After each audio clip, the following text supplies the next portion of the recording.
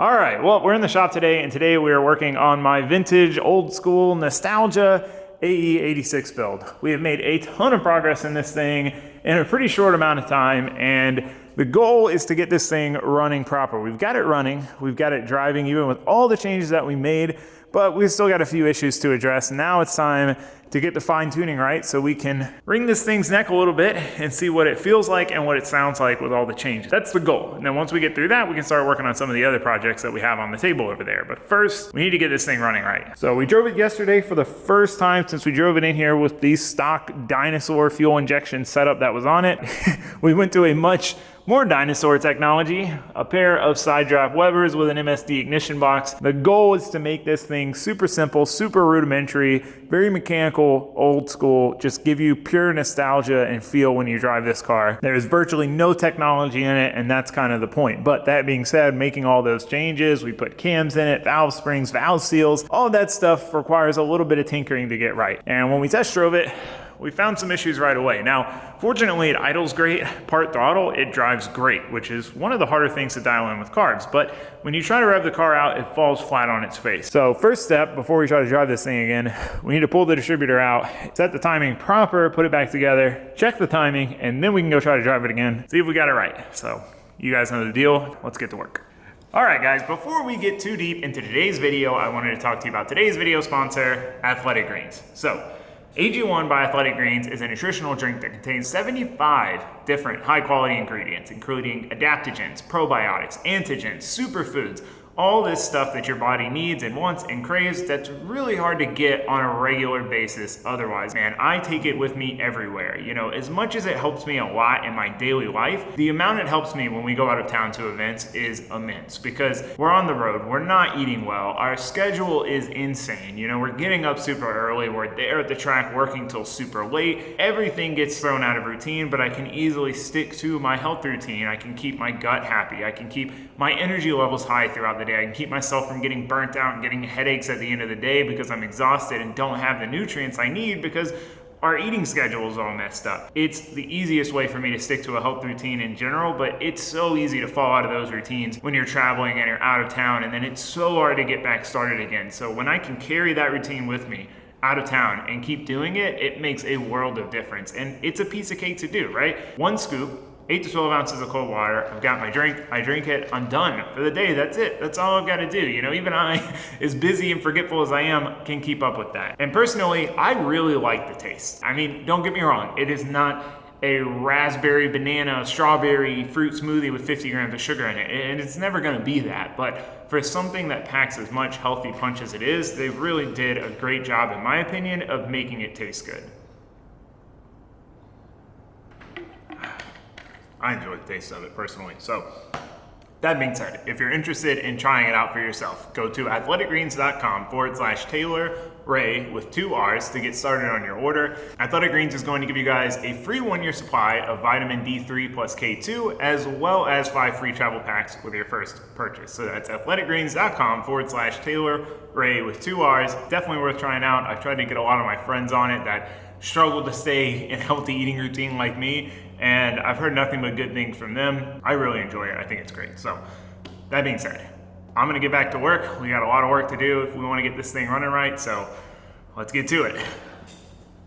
So what we're doing is we're pulling the distributor out and we're resetting the timing as far as the distributor is concerned. I left it in when I swapped the cams, and it was tricky to make sure that it was lined up correctly, so I want to pull it out and put it back in and basically time it as if the cams were already in there and just make sure all of that's correct. Now, one of the annoying things is someone had bolted the engine to chassis ground to the distributor bolt. So now if we need to loosen it and move it, we've got to worry about that ground trying to make and break connections. So I modified it a little bit so I could bolt it direct to the block. We pulled the distributor out, checked it, set it where it needs to go, and put it back in.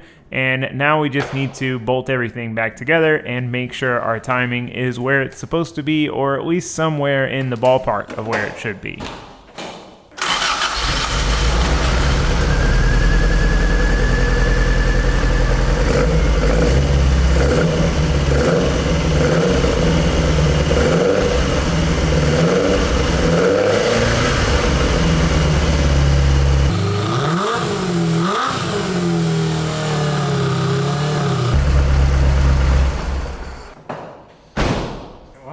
slide it like that.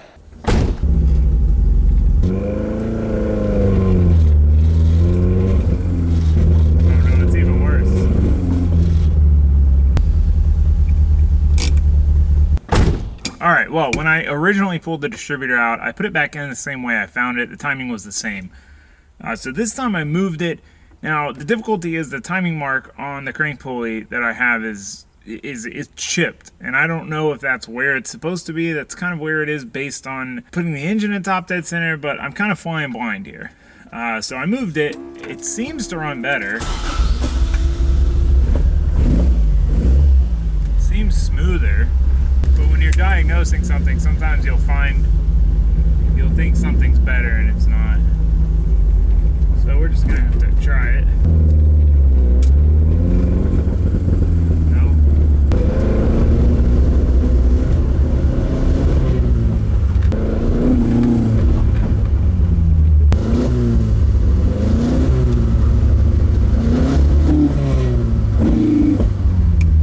All right, well, back to the drawing board. We've got to dig a little bit deeper. So a potential problem could be interference in our pickup wires. So we have wires going to the distributor that are reading when to fire the coil. That's being sent back to the MSD, and then it's sending out the power to fire the coil.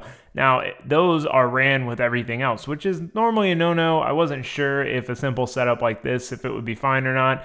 I questioned it when I did it, but I figured it'd be okay. And now I'm wondering if maybe those are picking up interference and that's causing our timing to jump all over the place or ignition to cut out or something like that. So we basically deloomed the ignition box harness, pulled the signal wires out, routed them completely separately to isolate them from any potential noise or interference. And it seems to be about the same thing. That we're still having some odd timing fluctuations, but we are also experiencing an oil leak. We've got oil kind of misting all over everything in the engine bay, and I was at least able to, diagnosing this, narrow down where that was coming from. So we figured that out. Now it's time to start looking at the carbs. You know, we've kind of done everything we can with the ignition to make sure it's working. The carbs are the next likely suspect, but I don't want to dig too deep into them if I don't have to. So we're just gonna look and see if we can find anything obvious. All right, well, I spent all day yesterday messing with this thing, and I haven't really gotten any further. It's running about the same as it was before. We have tinkered with a lot of things. I did find my source of my oil spritzing everywhere. It is the cam seals, which I was worried about when I installed them. So we're gonna have to mess with that. But first, I wanna get it running right. I feel like we're on the tip of it. We're close. But I gave it a rest yesterday, kind of thought on it, stewed on it overnight, and I've come up with a lot of things to try today. And it made me think about something. You know, a lot of people ask me, how did I learn to work on cars? How did I learn to know all these things about cars, and where did that knowledge come from? And it's really through trial and error, right? There's subsets that you can learn, you know, like learning how to TIG weld, or learning how to wire, or learning how to fabricate or tune.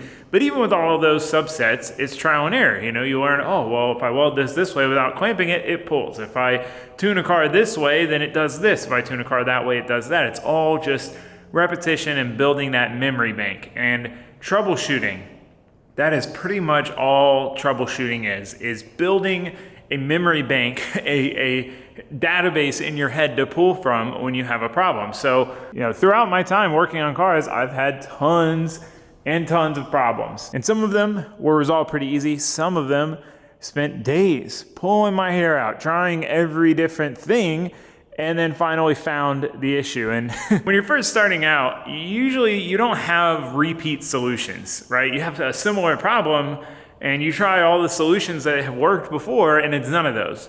But then you figure it out, and you add that solution to your memory bank. And your friends have these too. Oh, I had this car one time, and it did this. And you kind of pool your resources, you know, all of your different memories and experiences and problems and solutions until you find it. And if it's a new one, then you get to add that to your memory bank. So anyway, point is, I've been doing that for over a decade now, and I've got a lot of them stored up. And most of the time, I can usually figure it out. However, this is a new setup for me. I've never messed with carbs and an ignition box. So all of the symptoms, the problems, don't necessarily have the same correlation as to a possible issue. You know, if I was having the same issue with a car with a standalone ECU, it would be a much different path to try to sort it out. And I would be able to see what exactly was happening. Whereas with this, I'm not really sure what's happening. It could be starving of fuel. It could be dropping ignition out. There's a few things, but we're gonna keep plugging away at it and we will eventually figure it out, and then we'll know for next time. So point of that is, you know, if you're learning to work on cars, just know that it's trial and error, and it takes time to get really good at troubleshooting things, because you have to just troubleshoot a bunch of things and build up that memory bank. You know, going on the internet, Googling, it can help you sometimes. It can kind of point you in a direction. But a lot of times, usually I've rarely found the answers on the internet. Normally it's from a friend or from myself from a prior experience, or just from, you know, understanding how the things work and trying different things based on that. So that being said, just got to keep plugging away at it. So I'm going to quit jibber jabbering and get back to work. So when you're troubleshooting like this, sometimes you've got to take long shots, and there's things that you don't think there's any possible way that they're going to fix your problem. And they do. So then it forces you to at least try those things, even if you doubt it. Now, I doubted this was going to be a problem, but I wanted to check. Now, I wasn't super confident in the intake manifold gasket because we reused the stock one with some copper spray. So I wanted to take that out and redo it, because if we have a massive vacuum leak, that could be causing a major lean condition that we're dealing with and not getting the right fuel in. It was worth a shot. Again, I didn't have much confidence in this working, but you got to try. You got to go down pretty much every avenue that makes sense. Now, since we're taking this apart, we're going to fix some annoyances with it. The bolt situation was not ideal. I had to use some Allen bolts on the lower portion to get them to fit correctly, and they were just, it made it such a pain to service. So I modified some stock LS bolts, got to have a little bit of LS on everything, and got them to the point where they would work so we'd have effectively the same bolt everywhere. It's a pet peeve of mine. I can't stand having different bolts different places. We also replaced the gasket with the gasket that came with the bike carb kit we were going to use originally, just to see if any of these things could possibly fix our problem. So we got the car fired up again. We checked everything over as you would expect, and we ended up taking it for a very, very short little drive, and the problem was the exact same, which again, didn't have high hopes on this one, but it was worth a shot at least. But I did learn a little bit more this time. I played around with free revving it to try to verify what RPM I could get to. I don't have the tach adapter, so not having the tach makes it difficult. I can't see if it's a consistent RPM, but I was able to get kind of the right throttle modulation to rev it up pretty high, and it didn't do it until I went past, 50, 60% throttle. So it seems to be directly tied to throttle, which is what I thought, but that really confirmed it for me. Because of that, that means it most likely has to be a situation with the carbs. Now, I'm finally caving. I'm gonna throw the bike carb setup back on. Ideally, we'll get it running right on the bike carb, sort through any other issues like our oil leaks from the cam seals, and then in the meantime, rebuild the Webers. And then once we're ready, put them back on with this throttle cable. So that way we can put either setup on, because the only thing that's not reversible is a throttle cable. So with that sorted, there's no real issue swapping between them. It shouldn't be a big deal. So that being said, we're gonna try it. Hopefully, I'm hoping it works in some senses, not in others. I'm hoping it works. Let's be real. I just want to rip on this thing, man. This car I've had for a year, and I've never really been able to truly drive it more than just right around the block. And we're so close to getting this thing dialed. I just want to finally enjoy this car, especially with the weather being this nice. So we got the carb set up, we might as well try it. So enough jibber jabber, let's get to the real work this time. So putting the bike carbs on was something I thought about pretty early on in the troubleshooting steps, because while it wouldn't give us a 100% guarantee, if they didn't work right, if they did work right, then it would tell us for sure that we were dealing with a carb problem, not an ignition problem, since we weren't sure which one was the problem, which end of things we were dealing with.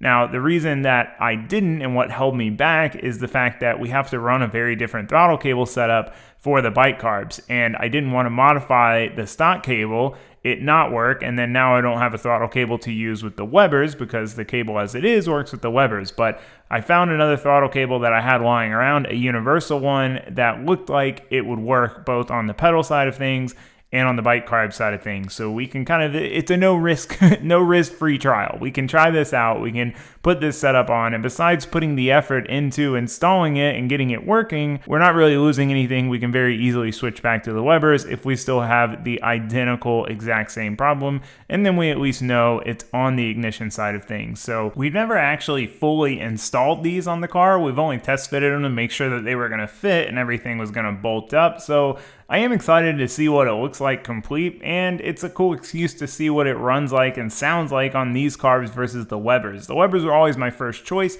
I just couldn't get them, so I ended up with bike carbs. And then, of course, right as we started this project, we found a set of Webers for sale. So I'm not against running this setup, and at a minimum, it should tell us something. All right, bike carb kit is fully installed. We've got our vacuum hose, we've got our fuel line swapped over, got our clamps, everything tightened down. It looks cool. They're totally different looks, but I do like the look of this. I just like the look of the Webers better. So I think this throttle cable is going to work. This is a Motion Raceworks universal cable that I got originally for the vet build, but it was a little too short to work in that. It's really tricky to adapt the throttle cable down here. You've got a tiny little wheel down there.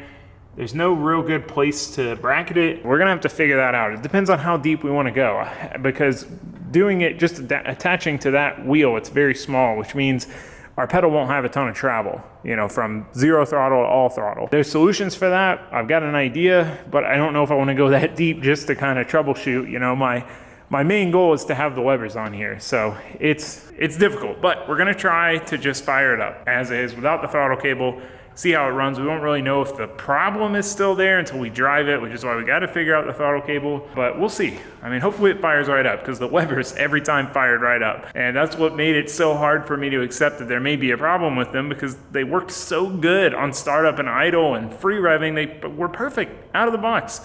So it's hard to believe that the wide open throttle circuitry doesn't work at all, you know? So I'm jibber jabbering. Let's put some fuel to it, make sure we got no leaks, try to start it.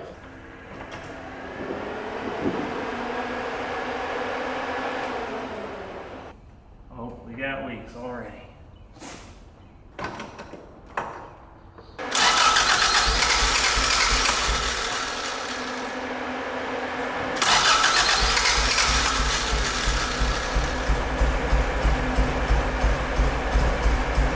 So I got it started, I got it kind of running, but I really needed to be able to play with the throttle, which I couldn't do from inside while trying to start it. So I realized we're just gonna have to go ahead and finish out this throttle cable. I was putting this off because I knew it was gonna be challenging and tricky, and it requires laying upside down under the dash with the door sill in your ribs. So it's not the most fun of projects, but if this is the last thing standing in our way from really driving and ripping on this thing, we gotta do what we gotta do. So I came up with a plan on how I wanted to mount it temporarily. I'm basically doing all of this as temporary as I can. I just wanna get something on there that works, that can control the throttle, so we can see what happens.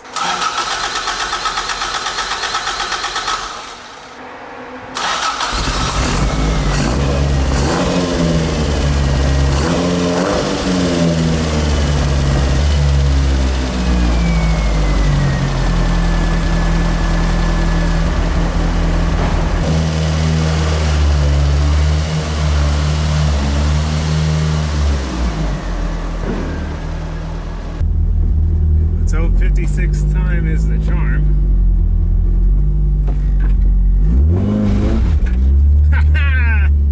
It's definitely working.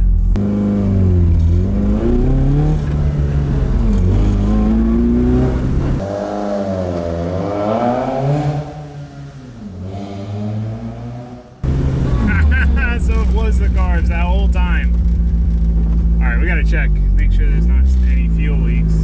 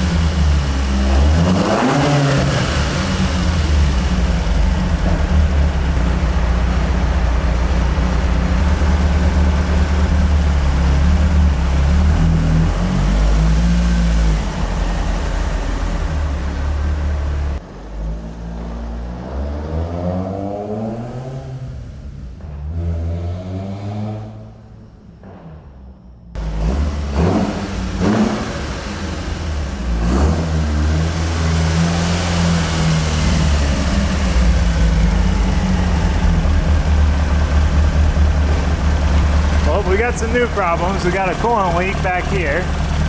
Still a little smoky, but you can hear it chopping.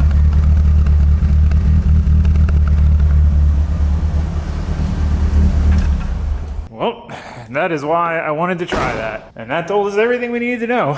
It's the Webers that have issue. I gotta make this throttle linkage up a little bit nicer. I just kind of threw it in there to get me going. Guess we're gonna be running these for a bit until we get the Webers rebuilt. So yeah, it's late. I'm gonna call it. We're gonna pick this back up in the morning. I'm gonna try to redo these cam seals. Make sure that the fuel leak situation was just the regulator being turned up too high. And then go try to drive this thing now that it actually dries. Oh, what a relief. Pulling my hair out for 2 days, day and a half messing with this thing. And it was the carbs the whole time. You know, I questioned it at the time. Also, we gotta replace this rear radiator hose that's split. It's always ironic when you fix one problem and a new problem appears. So literally right after we got this thing running right, with the carbs, we developed a leak from this rear heater hose at the heater core outlet. So I replaced the hose because that hose in particular was on my replace list because it was looking a little crusty. And we filled it up with water and found that it wasn't actually the hose, it was the heater core outlet itself. It had a bit of a crack in it. So I decided to basically JB water weld it. I'm thinking about deleting the heater core anyway. So for now, it should get us by. It should seal it up. We may not even be using it long term. And if we do, we need to replace the whole thing. So we're not going to get into that right now. We just need to fix these leaks so we can drive this thing. And speaking of leaks, we need to fix whatever is causing oil to leak onto our cam gears and then sling literally everywhere. I mean, this is getting on the outside of the fenders. It is making a mess and going very far. Now, I'm not 100% sure what it is. I'm leaning towards cam seals, but we got to tear the thing apart to figure it out. But this is something, it's just too big of a problem to ignore. Even with the cover on, the cover gets soaked in oil and then that drips on the ground. And it's one thing to diagnose a bad running car, but diagnosing one that doesn't run well and is spraying oil everywhere, kind of a mess. All right, well, I gotta say, it's not like obviously the cam seals. It's strange. They're actually dry underneath. I guess the cam itself is a little wet, but that would be the center of the seal. This side seems to be the problem child. Oh, I think that's my problem. I don't think these are quite right. They're not very tight. So I spent a little bit of time comparing the different cam seals, the ones I took off the engine and the new ones that I put on when I did the cams. And what I figured out was the new ones weren't quite right. They were really close, but they were a little bit bigger on the inner diameter and they weren't sealing well against the cam. So I cleaned the old ones up and decided I was going to put those back on. And while I was thinking about it, I went ahead and re-loomed up the ignition box wiring. So we got the new old cam seals back in, got everything tightened down and cleaned up, made sure everything was going to work like it should. And then we just basically have to reverse operation and put this thing back together. So I wanted to try to not put the cam backing plate back on since we're not running the timing cover. However, we really need it to set the timing because our timing marks are on it. And I wasn't going to risk getting this thing out of time now that we've got it running right. So we've kind of got to run the cam backing plate, even though it will look way cooler without it. So we get that back on, get the cams back on, get the timing belt back on, get it tensioned, run the engine through a couple cycles and make sure everything's good. It's always important to do when you mess with the physical timing of an engine, because if you did get it wrong and you don't check it, you could potentially bend a valve or tear something up. Whereas if you're running it over by hand and it stops, hey, you know you've got a problem, you know not to run it, you know to recheck your work and see what the issue is. You're unlikely to tear it up rotating it by hand. You are likely to tear it up trying to crank it. So with all of that put back together, I decided to go ahead and throw the hood back on. Now this is a bit of a gamble and I'm trusting my work here, because if we put it back on and we got to tear back into it, it's not ideal. It'd be ideal to have it off, but I'm confident we've got everything done right and we're going to be good to go.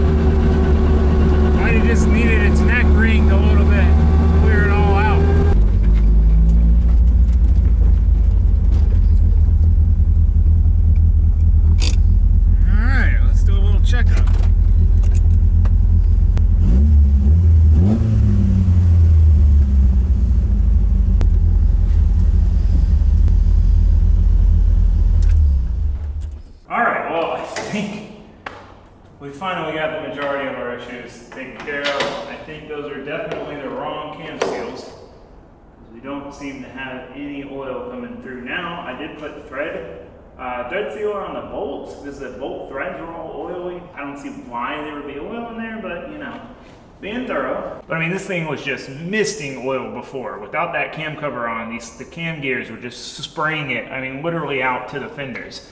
And it made a mess under here that's still not fully cleaned up. But I don't see any new oil. This is all dry. That's great. Our catch cans working good. They've barely taken anything, so we don't have excessive pressure. Smoke seems to be minimized for sure. It was still smoking a little bit at idle, but before, when you rev it, it would let out a big cloud. No cloud. I didn't see anything behind me when I was driving. So again, I think we might, be finally burning all that off. Man, it feels good. It feels good to finally have this thing working like I intended it would be originally. Oh, lots of trials and tribulations and troubleshooting, but I think we got it pretty solid. I got the timing set at around 20 degrees base. Feels pretty good, peppy, revs out good. Obviously, it's a little 1.64 GE. It's not going to light the world on fire, but it feels good. It feels very responsive with the bike carbs. The filter does kill a lot of the noise, a lot of the induction noise, but you still hear it compared to the stock intake. Oh no, I'm stoked, man. I'm going to check this thing over. I guess really we'll do an oil change. I just wanted to make sure it wasn't still leaking like crazy before I put fresh oil in it. So let's do that. Let's get this thing up on the ramp so we can lift it up so we can change the oil and check everything over.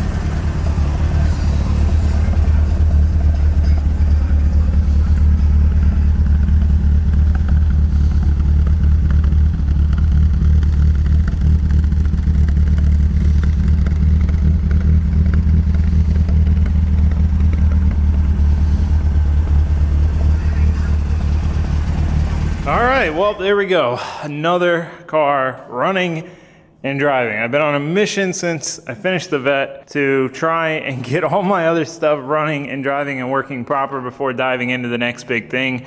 And it feels really good to be able to drive this car around. I used to dive at idle for more than a couple minutes. It smoked like a chimney. I think we've burnt all the oil out of it. It doesn't seem to be smoking anymore. I don't want to jinx myself on that one, because there was definitely times before without doing anything to the car where it seemed like it stopped smoking and then it would come back. But both those drives, I didn't see any smoke, and I beat on it. I think it might have just needed some heat cycles and some thrashing on it to really burn all that out. I'm hoping it's good, and it was the valve seals. They made the most sense because they had good compression, good leak down, jibber jabber, yada yada. I'm so pumped. Oh, it was such a letdown to have oil freaking misting everywhere. Car just falling on its face, spending a day and a half just trying different things. And, it's like one major problem is one thing, a leak, or, a car not running right, but having both just makes you feel like a failure. So I'm glad we got those sorted. I think it was just the cam seals weren't right. So now it seems to be good. We don't have any oil that I can see leaking out of really anywhere, besides maybe the rear main, but we are going to pull this engine out and rebuild it anyway. So for now, it runs, it drives, it does pulls. It sounds sweet. It idles and has a little bit of chop because of the cams. I couldn't be happier, man. So there's still stuff to do to this car. We are going to rebuild the rear end. As you could probably hear, we have a lot of gear whine, and that's because our pinion bushing is bad. It's a very common thing on these. So we have a rebuild kit. We're going to switch it to a tow-made diff, so that way it's a little nicer on the street than the welded. I've got new tires for it because this side over here, you can hear it leaking air. Where's the bubble? There's a little bubble somewhere. I think it's there it is. Yeah, so its tire's toast, it's been toast, it just goes flat really quickly. So I want to get those tires replaced so that I don't have to worry about pumping this thing up every 15 minutes. But yeah, point is, there's more to do. But phase 1 accomplished. Car runs and drives with the cams, the valve seals, the carb kit, the MSD ignition box. I'm so happy. It feels so good to finally be able to drive this thing around, listening to music on a crappy stereo. This car has all the right feels, and I'm glad that we went the route we did. I was having a little bit of doubts when we were struggling with the Webers, but feeling better about it now. So that being said, I'm gonna quit jibber jabbering. I'm gonna let you guys go so I can get into some of these other projects here. In the next day or so, I need to finish this car, I need to get this car put back together and do some upgrades. Always work to be done here. We're gonna be picking up new cars, there's a lot going on, but at least we got this thing running and driving. Hoping to have a full field, everything run and drive here in the next week or so. So that being said, I'm gonna let you guys go, but I do wanna say thank you for watching, thanks for subscribing, and then I sure hope to see you next time. All right, goodbye.